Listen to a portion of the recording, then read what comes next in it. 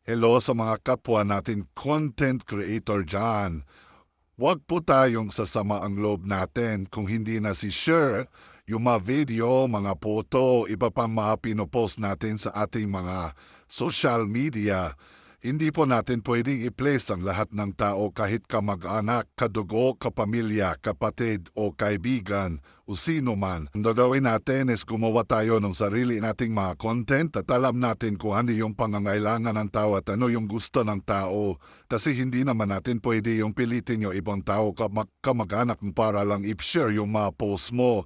Ganito lang kasi yan, ang pagko-content creator ay nakadepende talaga din yan kay Facebook. Kahit gaano karaming followers, nakadepende kay Facebook kung isi-share niya yung mga video mo sa ibang tao, ipapakita niya sa ibang tao. Siya mismo lang ang nakakaalam sa lahat kung anong gusto din niyang gagawin. Isi-share ba niya sa ibang tao o hindi. Kaya sipagan mo lang mag-upload.